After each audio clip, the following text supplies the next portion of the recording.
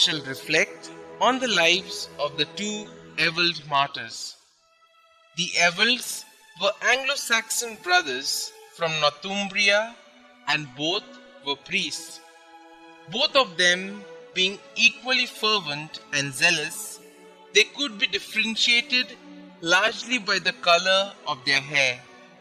One was called Black Ewald and was learned in the Holy Scriptures, while the other was called White Ewald.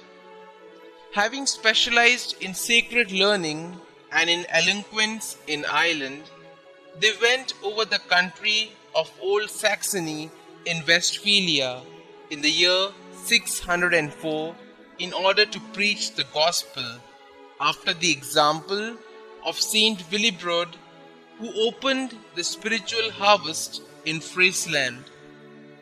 There they were met by a certain official whom they desired to conduct them to his Lord, because they had tidings for his advantage. The man invited them into his house and kept them there for several days. The missionaries passed the time in prayer, singing psalms and hymns, and every day offered the sacrifice of the Mass. But the local pagans, observing this, feared that the preachers might prevail on their chief to forsake their gods and religion, and thus resolved to murder them both. They felled White Ewald with one blow of the sword and tortured Black Ewald before slaying him.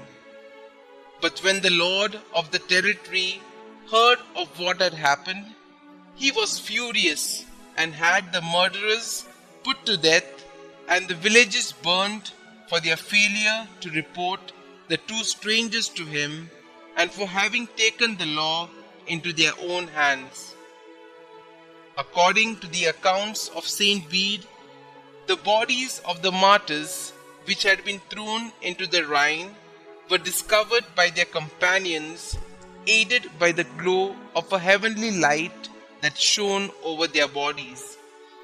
They were at once honored as martyrs, and in the time of Pepin, they were taken up to Cologne and enshrined in the church of Saint Clement, now renamed Saint Cunibert, where they are still.